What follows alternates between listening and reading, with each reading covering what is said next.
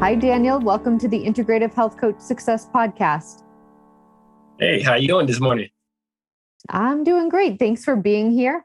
I'm looking forward to getting into our niche topic with you, but also answering some great questions as far as what IHPs could kind of expect to experience, not experience with their journey as becoming IHPs. So what I would love for you to do to start is, could you share with our listeners a little bit what you're currently doing with your IHP certification?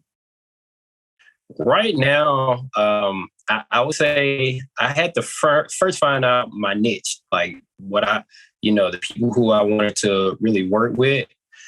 So I kind of did back into who I worked with in the past.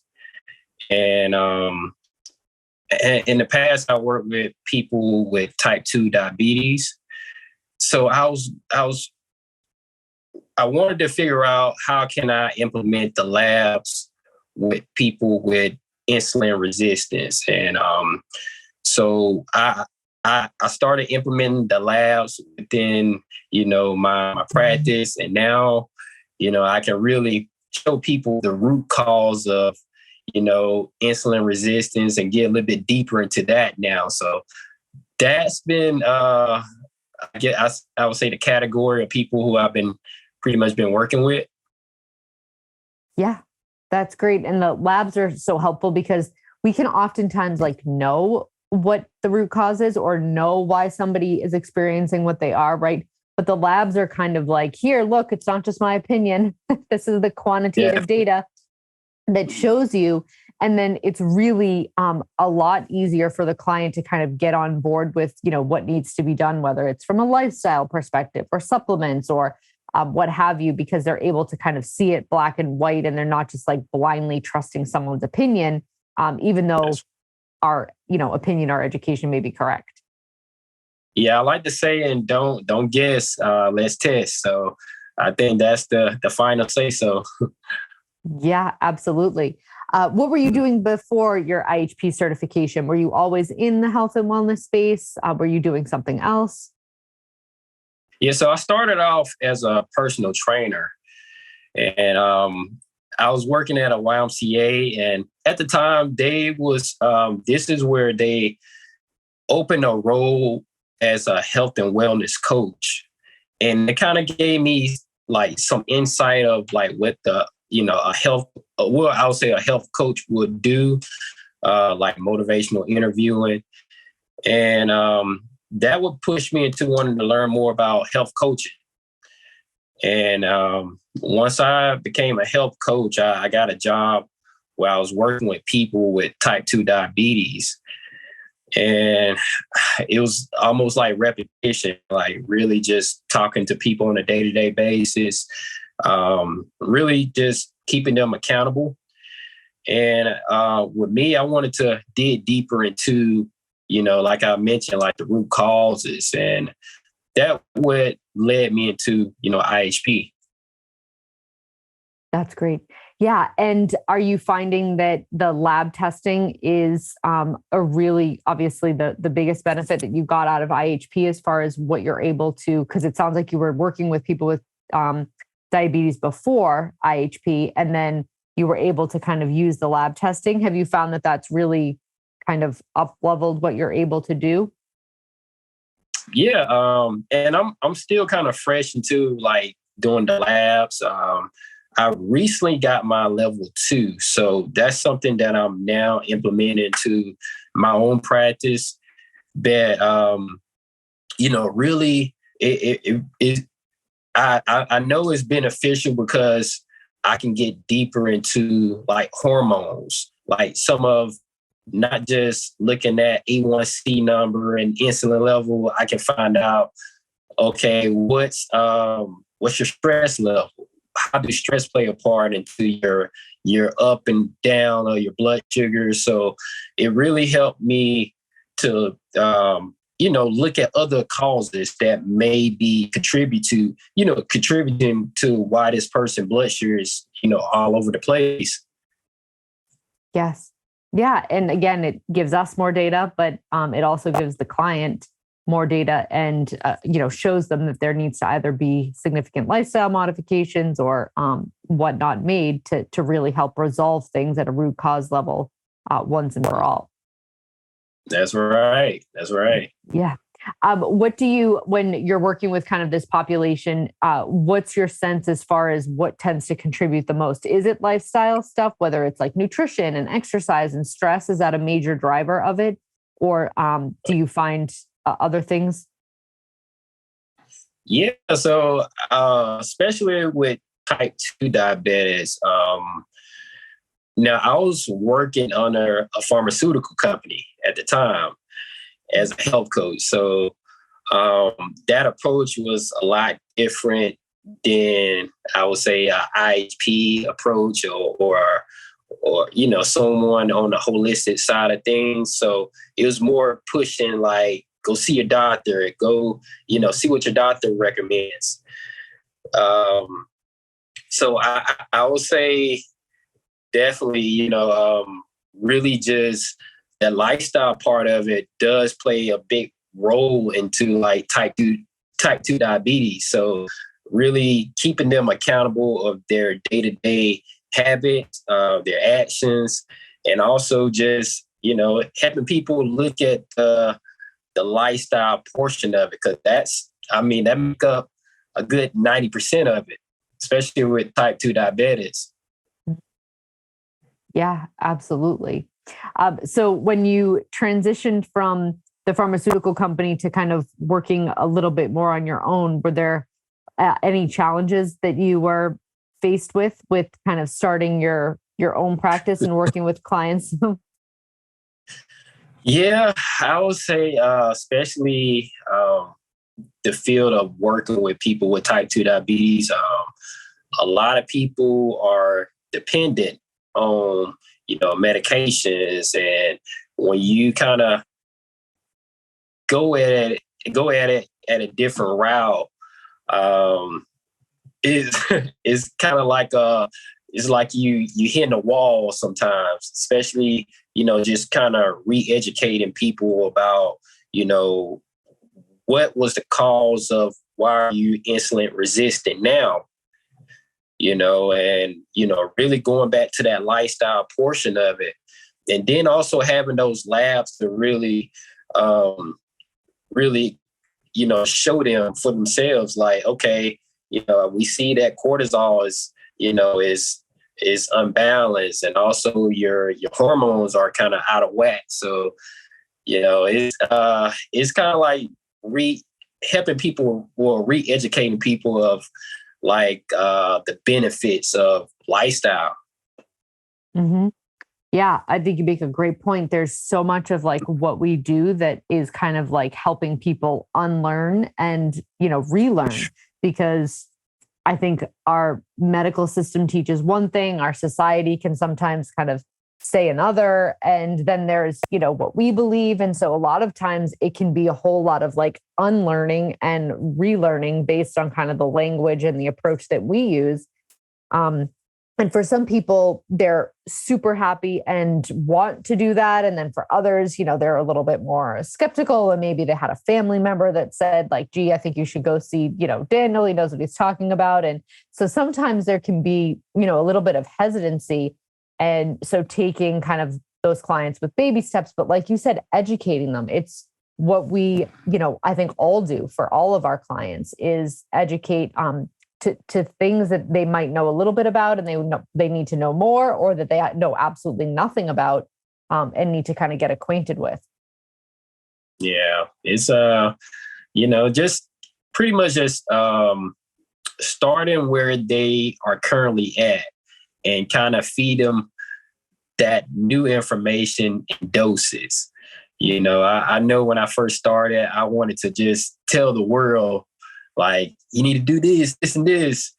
But, especially when you come from that end where I would say more on the medication approach, like I'll take my medication and that's it. Really just kind of feeding to them like, okay, what you're going to do outside of your doctor's appointments. You can't wait 3 months and not do anything in between. So what you're going to do in between this time period? So it's a lot of, just, baby steps, but, that's what a health coach is all about, just keeping people accountable and, meeting them where they at. Yeah, absolutely. And they can still see their doctor, and they can still, even for some people who might stay on their medication, right? You're at least able to show them aspects of other things that can be contributing. And like you said, meeting them where they're at and kind of helping them take small steps over time can amount to big change. And maybe, they don't come off their medication in the first 2 months, but maybe 2 years down the line, they come off their medication, right? Like it doesn't have to happen overnight, and any steps is a positive step. Mm-hmm. Yeah. That's definitely correct. Yes. Yeah. What do you kind of believe as far as making your successful practice what it is? Is there something that you believe has kind of helped set you up for some of that success when you're working with clients? I would say my own personal development. I know, before I became an entrepreneur, I had a lot of different fears of myself, of not, I know we in this technology age where a lot of our marketing is through like videos. So really pushing myself out there, of like almost forcing myself to do videos. So, once I got comfortable into like just talking about the issues and, some of the benefits that, can happen when you change your lifestyle, it really started to open eyes to, just strangers. And I'll say from a marketing aspect, I think that's what is needed, because everybody need to hear, that information, because they only hear one side of it. They need to hear, your truth. Mm-hmm. Yeah, absolutely. And it can kind of be so, it can create uncomfortable feelings, with social media, right? Primarily, like that's a place where you can present yourself, right? But there's so much comparison that goes along with that. And, so much of when you said, fear, was it more fear of, being compared, or did you know enough, or, what did you sound like? What was the biggest thing that kind of was holding you back? I would say one of my things was like, if I was to do a video and I get one of those comments, like, one of those bad comments, I was like, how can I respond to this? And I know in the past when, you get a critique, especially a critique where a lot of other people can see the comments too, you're like, oh man, like, how can I respond to this? And the easiest route is not even do no videos. But if you want to get better as an entrepreneur, as a person that want to speak his truth, find your purpose, you gotta say your truth and get those bad comments, get those good comments, and really just accept it. And as long as you speak your truth, just leave it at that. So that was one of the things that, kind of hindered me starting off. I'm getting better at it. I won't say I'm not perfect at it. And also just hearing myself talk. When I do my videos, I'll critique myself so much. I'll edit the video so many times and end up deleting the video. And sometimes I'll put up a video and I know it was bad, but I get a lot of good responses from it. So that made me realize that we can be our own biggest enemy sometimes. Yeah, absolutely. Definitely our own worst critics, for sure. And I think the whole thing with kind of, putting yourself out there and sharing your story, it's, all about kind of being in a vulnerable enough state to say like, listen, I have something to say. I'm going to say it.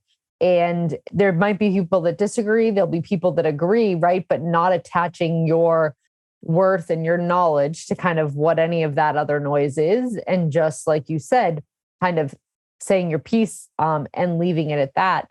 I did an interview, maybe like a month back or something. And it was a gentleman who had hired a business coach. And he said that the coach said to him, you need to start putting out content. Like, quite frankly, it's a crime that you know all of this and you're not sharing it with people. There's people that need to hear what you have to say.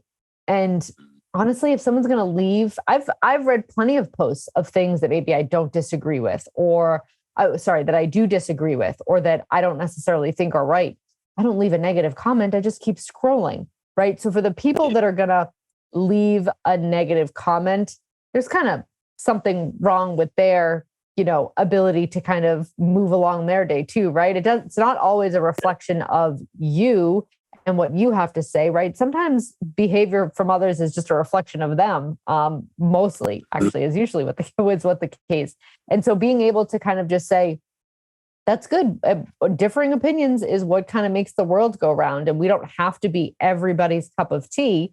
You'll be a lot of people's cup of tea, and there'll be some people that you're not. And we need to just understand that we're never going to make everybody, quote, like us, or everybody's not going to agree with us. And that doesn't mean that we don't still have a powerful message to share, right? Because think of how many IHPs there are. There's so many now, and we're all like unique in very different ways.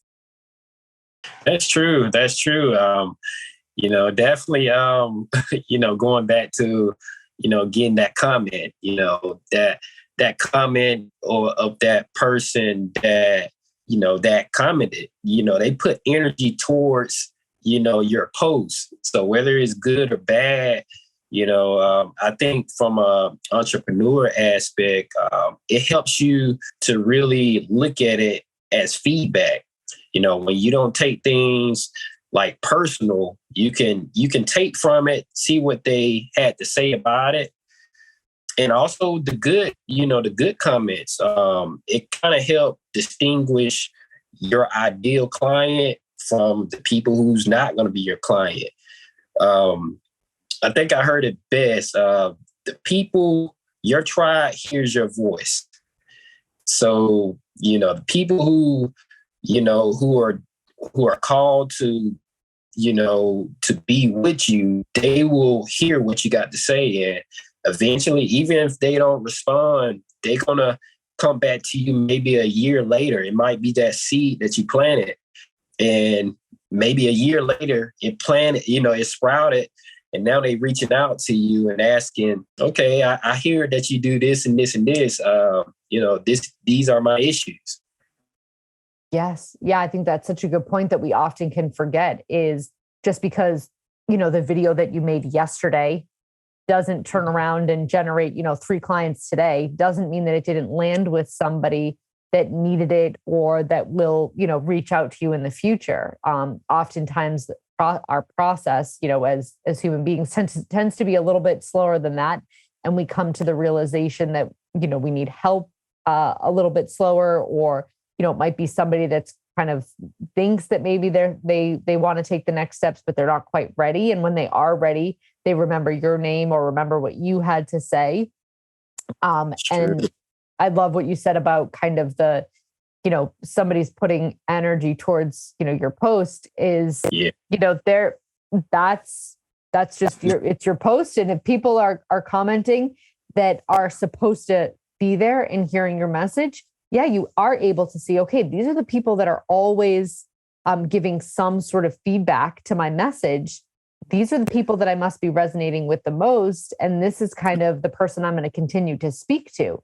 And it helps you to a little bit further align and whittle down your niche and who needs to hear your message and needs your help the most. That's right. I got a friend of mine that and he go about it it's a genius way because of like how social media works. It goes off engagements. So whether it's a good or bad engagement, if somebody comment on it and you coming back, it pushed that post further. Mm-hmm. So he will put things that, pretty controversial and, get those response from people. He'll have like maybe 30 comments and he replied back to everybody. and it's posts from like years ago, and he still comment on the post from, maybe 3 years ago. But not saying that we should take that route, but having that mindset of no matter what you saying, I will speak my truth regardless. Mm-hmm. Yeah.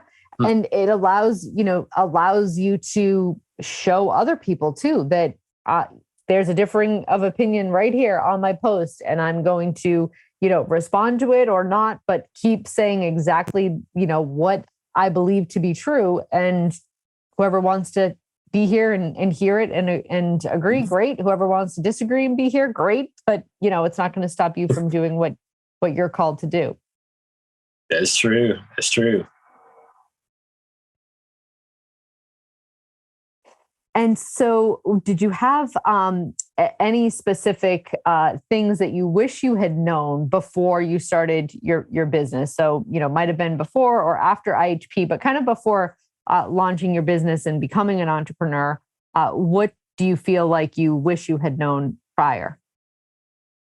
I would say really mastering marketing, like understanding how to sell yourself. Now, before I got into IHP, I actually ran a gym.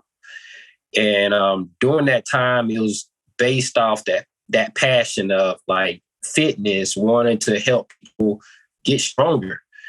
But when you get into business, if nobody know what you're doing, it's just like that spark of energy is like being hit. It's like putting a cover on a light bulb or something like that. And also having a team in place. I know most successful business, they will have people that, they will be masters in their craft. So for me, I was that coach. I didn't know anything about marketing, how to, I would say, manage, how to keep up with financing, how to get financing. So I only had that passion of like just wanting to work out and, allow people to get stronger. So that's one thing. When I do plan to go back into, having my own facility, I would say having a team in place will help push you to that next level. Yes. Yeah, absolutely. And the marketing too. I mean, it can be so many things, right? We can market ourselves. We can, do marketing outside of that.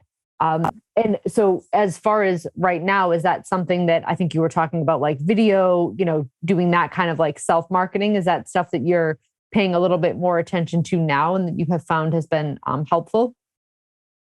Yeah. Videos, social media, you can reach anybody from anywhere. So now that, especially with health coaching, the space is be worldwide. You can talk to somebody right now, in a different country. And compared to having a physical location, you can only cater to people in that area.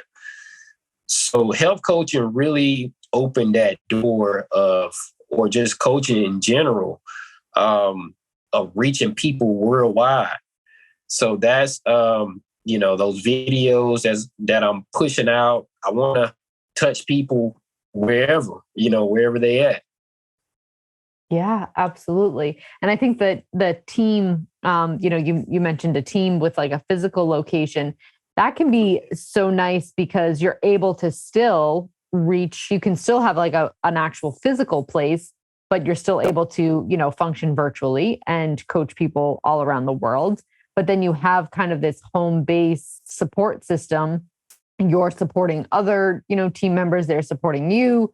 And you're able to kind of be that, in-person type of support that I think, a lot of people who just work solely remote. I know I used to, before the pandemic, I was personal training. I was in a facility with other trainers and like, we all kind of just like had our own little camaraderie. It was nice to be with people all day. Their clients, became friendly with my clients and, their clients would come in and I would be just excited to see them as my own clients. And so like, it was this like amazing community. And Yep. while I love the flexibility to work at home now, primarily, I don't personal train anymore. I do all health coaching virtually 100% of the time. It can sometimes, I can kind of miss it. I'm like, oh, that it used to be so fun. Me and one of my clients called it the glory days, because we were just like, it was a fun environment to be in. So I think having a team in place, somewhere like that, if that's part of your personality, can be so supportive. Yeah, and it also gives you balance too. I would say implementing that with the online presence. If you want to have half of your clients online and also like just half in person, just give you that balance of, you're able to work on social skills in person compared to, over the phone. There is pros and cons with both. I would say both arena. Absolutely. Yeah, I don't disagree. Much like everything else, right? There's always, the plus and then the not so, and you kind of find what things speak to you and fit into your lifestyle given where you're at. And it's funny you say the balance, because even when I was personal training in person, I was also still virtually health coaching. And it did feel like this great balance of, I had my in-client, people, and then in-person clients. And then I was able to still see people all over the world. So yeah, I think the balance aspect is important to keep in mind too. Yeah, because I think we, just having that face-to-face interaction, I do think that plays a part of our personal development. Really, on the phone, you can just, if you don't want to talk to somebody, you don't have to pick up the phone. But in person, you have to sort things out. You have to figure it out, especially if you're in a working environment, you really have to, and you see this person every day, you have to find ways to, okay, we got to at least talk it out and make it better.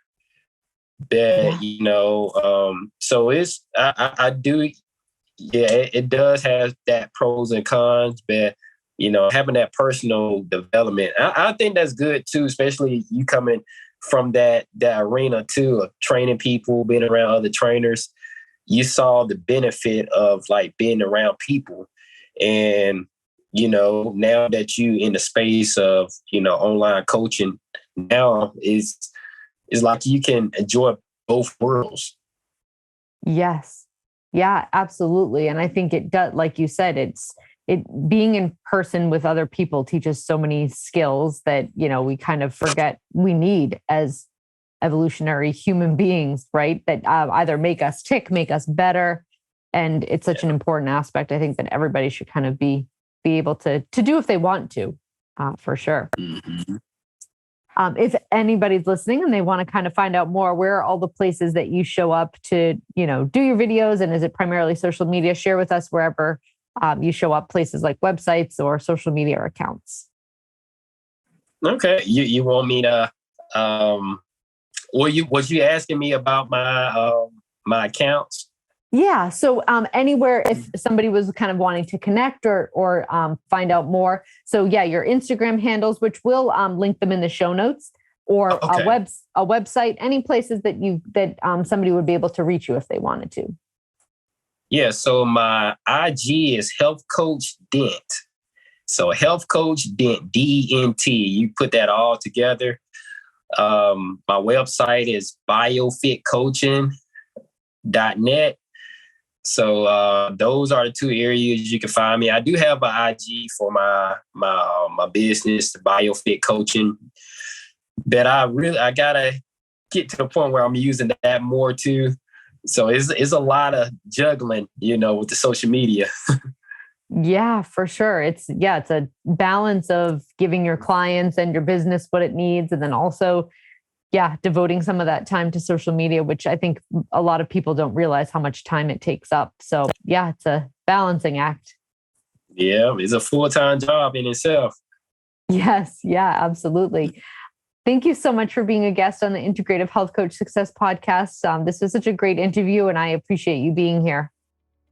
I appreciate your time too. Thanks for having me. Our pleasure. Thanks, Daniel. All right. Have a good one.